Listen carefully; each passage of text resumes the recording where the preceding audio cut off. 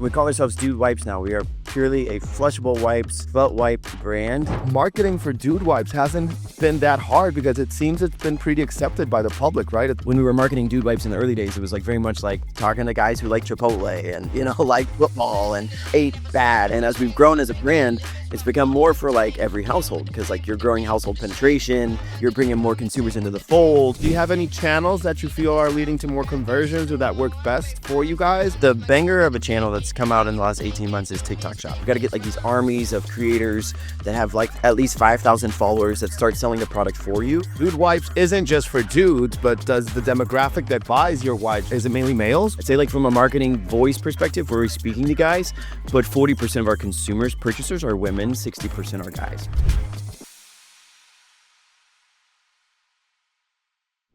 Hey everybody, welcome to the show. My name is Andres Figueira, and I'm going to be your host for the day. This show is brought to you by the Global Talent Company, helping fast-growing teams hire exceptional remote talent from Argentina, South Africa, and beyond. We connect companies with world-class professionals who bring skill, reliability, and a global perspective to every role. And just for our listeners, we're offering an exclusive 10% discount on your first hire. All you got to do is visit globaltalent.co, click Start Hiring, and mention the podcast listener discount when we reach out.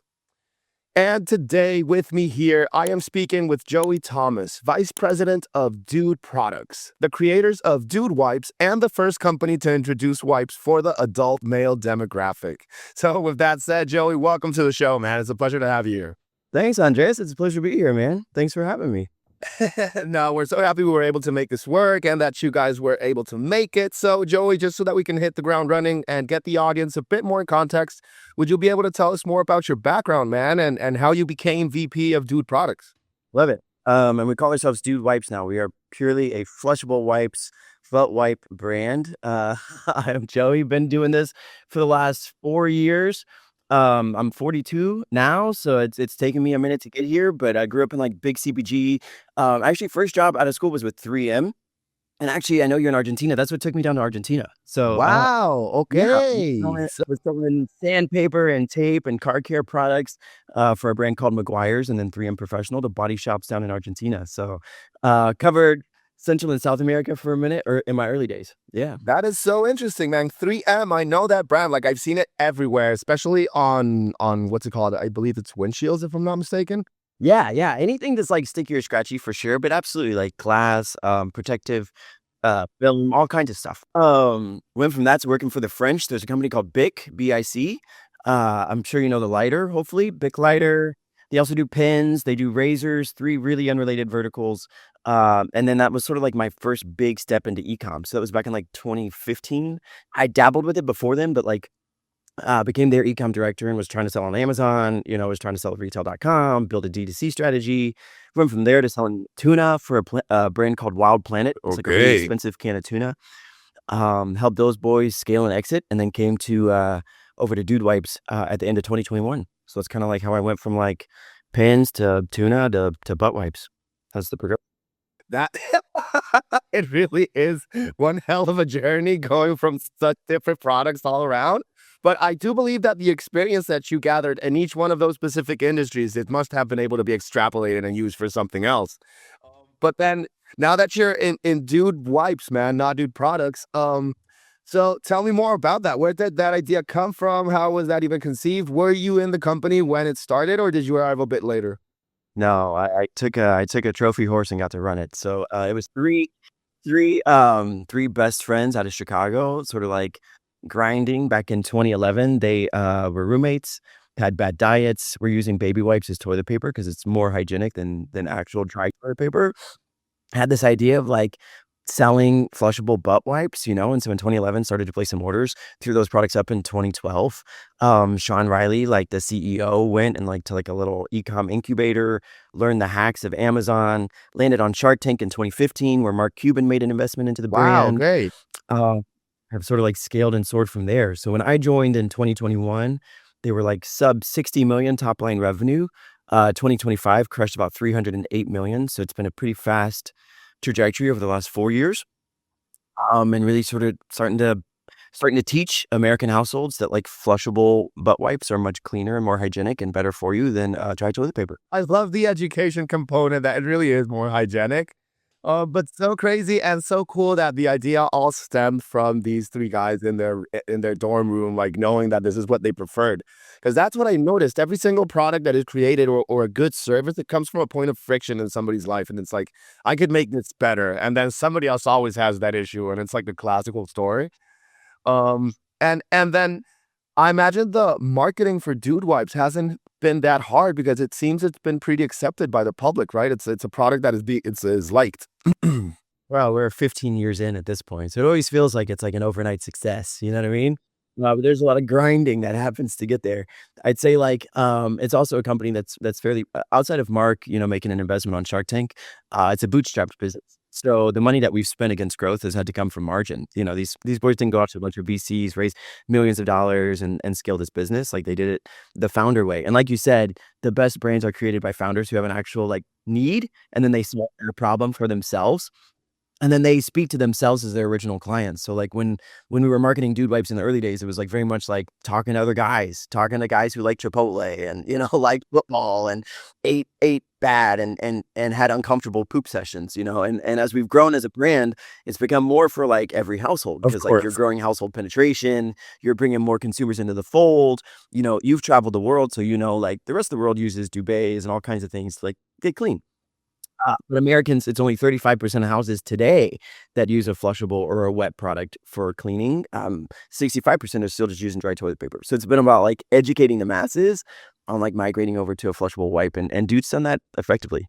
That is so crazy. And I believe that but I feel it's kind of obvious, but Dude Wipes isn't just for dudes, but does the demographic that buys your wipes, is it mainly is it mainly males, or do you find yourself being able to penetrate, get females in your consumers?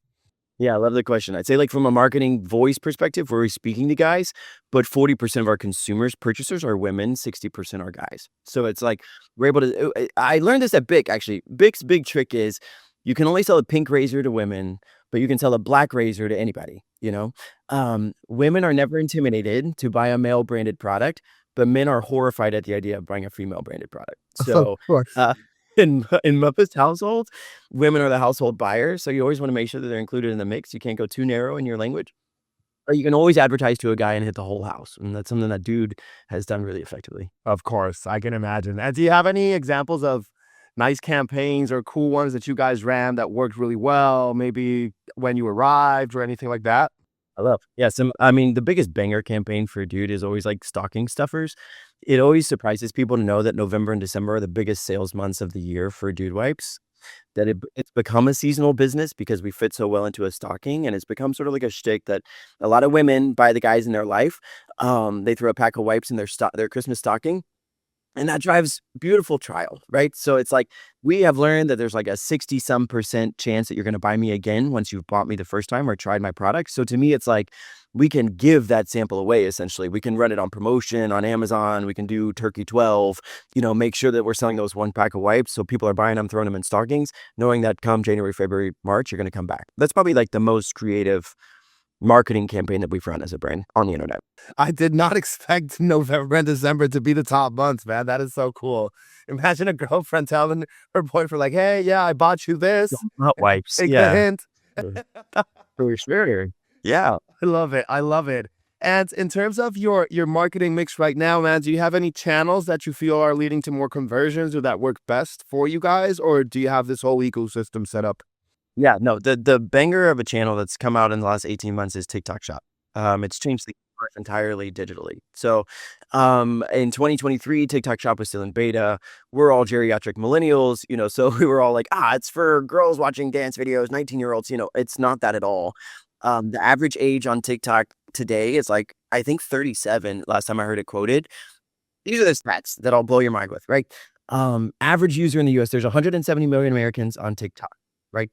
Average user opens the app 22 times in a day, 22 opens, and spends on average 96 minutes on the app, fully engaged, meaning the sound is on and they're staring at the screen, right? When you're surfacing ads on like a meta product like Instagram or Facebook, it's typically sound off. So they might be watching, scrolling through stories, but they may be like also streaming television. But TikTok, it's full engagement. They're fully engaged there. The interesting thing about TikTok, when we launched it, I made the mistake of launching it like you would treat Amazon. So, you know how, like, you're spending all this money on search on Amazon to get the flywheel ranking. You're like, A9 search just serves you up and you rank organically, you can pull back that spend. TikTok doesn't work that way at all. It's all about like these creator activations. You've got to get like these armies of creators that have like at least 5,000 followers that start selling the product for you, and they're rewarded with a commission that you set up as a brand. So that's like where we've really learned to crush. Then we've done like some research to show like how that's affecting the rest of the business, because obviously it's a lower margin on TikTok Shop, but there's a massive lift that's happening at Walmart, at retail, at Amazon because of the activation on TikTok. Dude, I've heard about TikTok Shop here in Argentina. It's not like you can't use it yet. It's not activated, I believe, because you can't monetize through TikTok. But I've heard it's crazy. Like, it's the best place to start selling a product if you do it right, because you just get this backup of the army of like influencers that help you out, and it just leads to a lot of conversions, man. I can't believe that's the best channel you guys have right now. That is so cool. Yeah, I love that you're calling that out, and it will come to Argentina eventually. In the US, it's new, like, but they expect to do $30 billion in top line sales in, 2026, up from $18 billion last year, so it's not a joke. And it is a place where, like, if you are an incumbent or a disruptor, big CPG is kinda still nervous about it. They're nervous about the liability around it, like, if you're working for Kimberly-Clark, you maybe don't want 18,000 affiliates selling your wipes because you don't know what they're gonna say. If you're smaller and you're incumbent, like, you're a little more confident, you take a little more risk, you can empower people to sell the product for you. So I'd say, like, it's the biggest wide open space. Mm. I'd say this is Amazon 2012. It was like the brands that couldn't make it into retail launched on Amazon.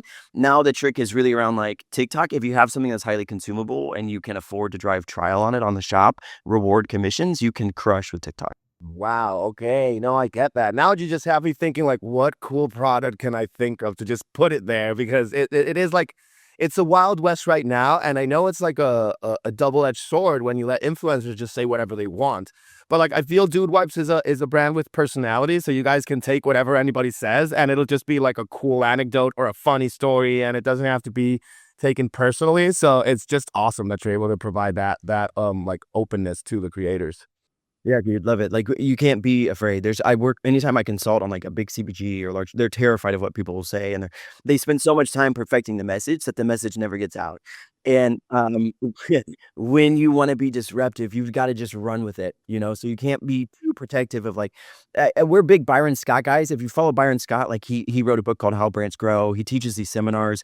We've gone to them as a company, and like he teaches you Okay. like consumers not as obsessed with you as you think that they are. They are not like sitting there being like, "Oh, I really am so concerned with what Dude Wipes is going to say today."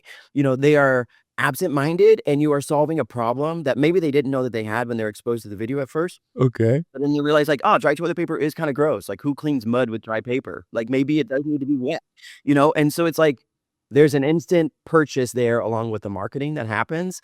So don't overthink the messaging. Don't try to restrict creators. Allow the brand to speak for itself. Allow people to sell the brand to their audience in the way that they know their audience will respond, versus you curating a message that you think is going to deliver better. Of course. No, and you just got to get them talking. It doesn't matter what they say, as long as they're talking about you. That's a home run for me. It's like, as Noise is noise. More is better. They say, I mean, TikTok will tell you throw 20 bad videos up versus put two good videos up, right? It's about momentum and volume. it's true. It's true. And Joey, another question I do have, man, is, well, 15 years is what Dude Products has been going on for, and you've been there for 4. But how big is the company, man? Because it feels a pretty big endeavor, the one that you guys have already set up. I love it. When I joined, it was less than 10. So we were like a really, really small crew. And that again speaks to the value of grinding founders. Yeah. You got 3 guys work their asses off. I mean, just like, and they're still doing it today. And so it shows you like what a handful of people are able to accomplish if they're willing to work hard and they have a really focused strategy. And the strategy was very much like grow this on e-com, grow this online, and then take that story into retail. Today, we're probably sitting around 45 people, so it's grown up. Okay. But we brought in some investors in 2025, a minority share of the company, and it's more about like headcount and allowing like specialists to come in and really focus in on things. So instead of like letting Joey be like the guy who's got to go sell the bag to Costco and Sam's, it's like let's bring some specialists in here and really scale this thing the right way.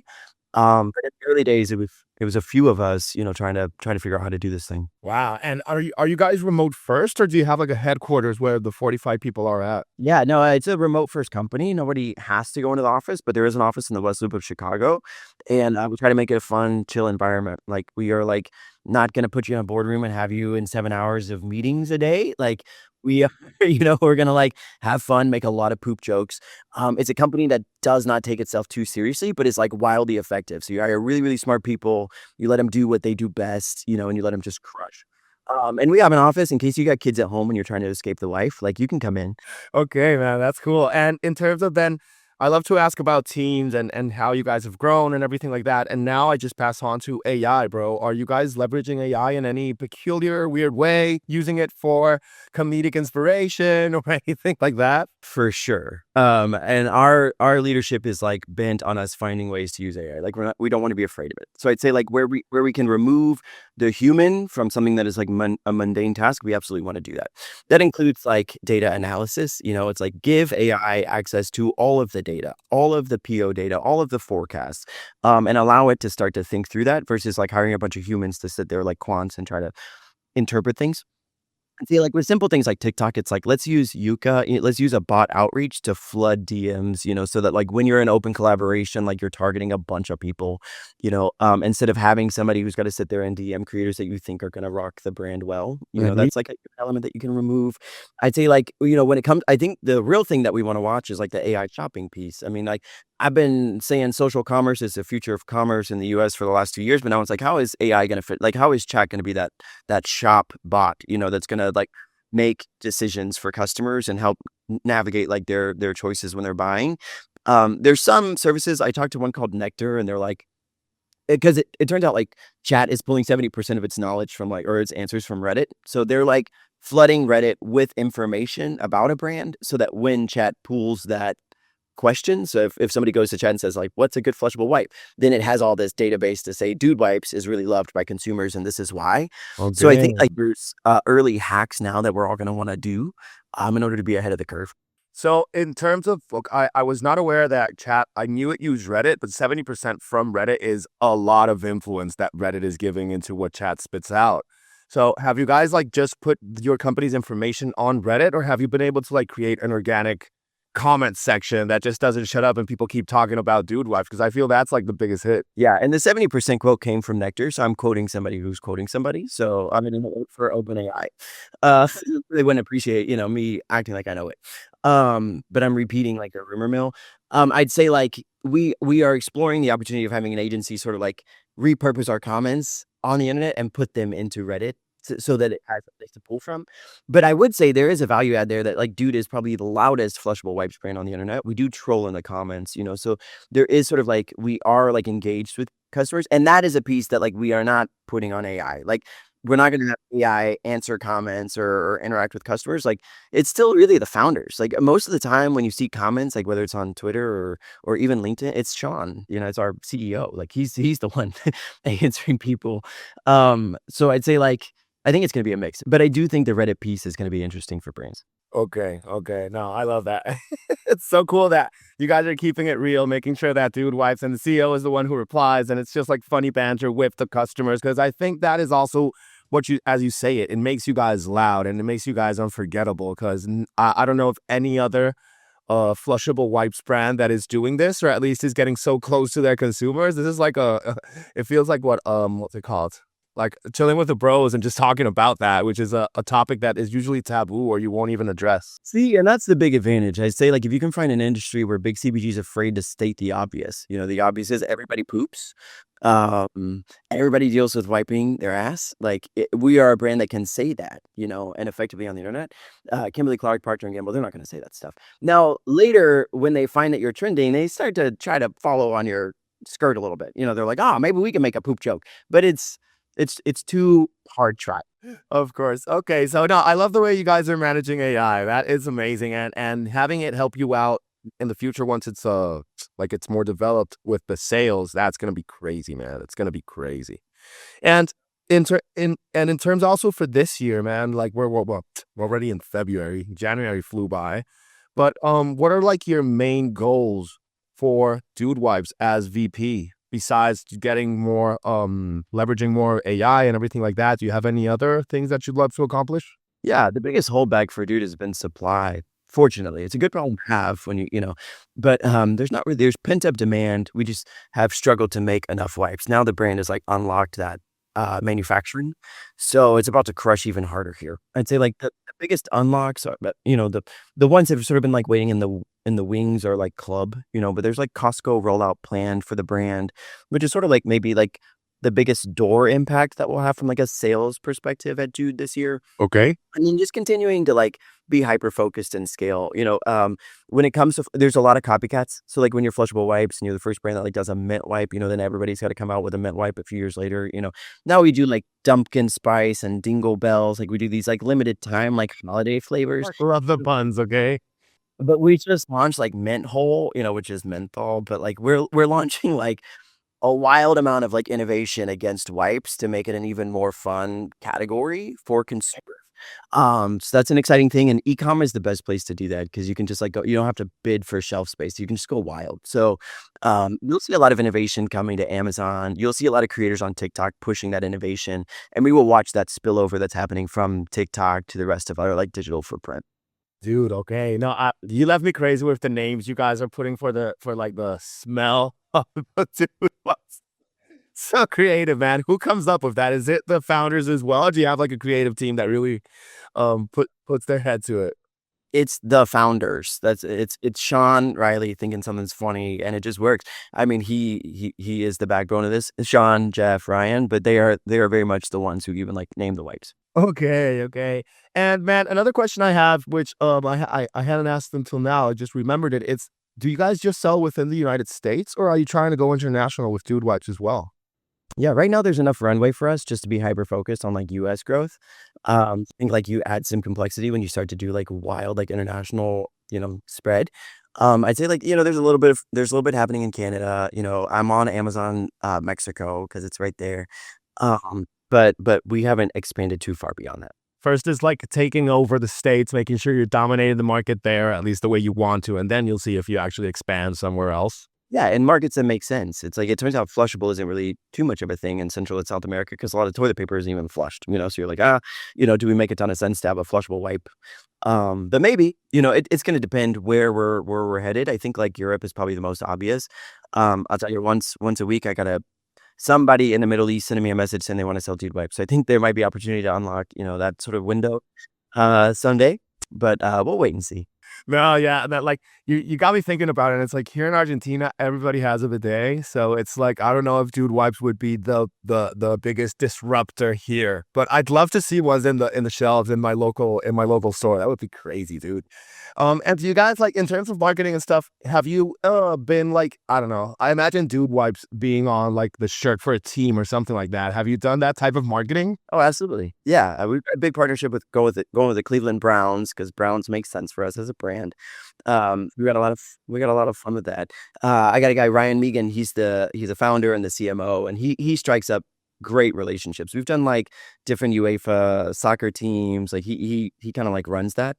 Uh, Interesting to see like a lot of sports teams aren't super excited about having like a butt wipe on their shirt, but the ones that are get it. So like we're always down to clown. Okay, oh dude, you guys have everything so thought out, and it just is so cohesive. Like the jokes with the brand, with how it is, and it's just cool how you have planned it, man.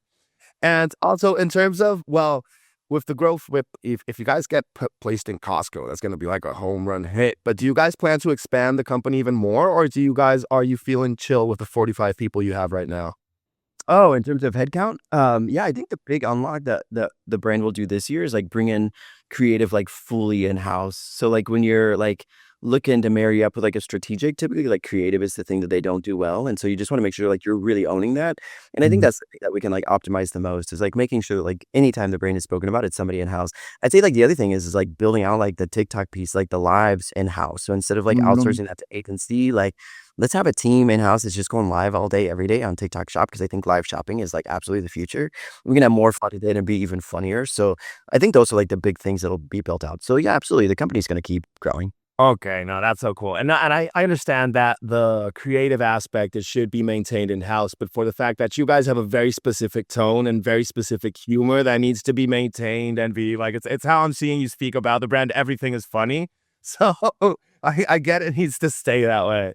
But Joey, I'm noticing we're almost at the end of the episode, but I did want to give you the chance to let anybody who's hearing us know if you're a dude, if they're not a dude, and if they're interested in dude wipes, where can they go get them, or how would be the best way for them to find out if it's available for them? Everything is on Amazon.com. It's gonna be the fastest shipper for you. You know, I got all my 3-packs and 6-packs on there. And you can try every flavor. So that's where you're gonna mint. That's where you're gonna get mint whole. You know, that's where you'll have whole bun for sure. Amazing. So you heard it here first. Just go to Amazon and check out Dude Wipes and make sure to see all the different scents they have. So I bet you'll have a blast. But with that said, Joey, thank you so much, man, for hopping on the show, for having such a cool vibe and telling us your story. Really appreciate it. Same, man. You're the man. Thank you, Andres. Appreciate you. Appreciate it. And anybody who is here with us still, thank you so much for coming once again to listen to us, learn about the different personalities we're bringing on, and all the different industries we're talking to as well. So with that said, have a good one.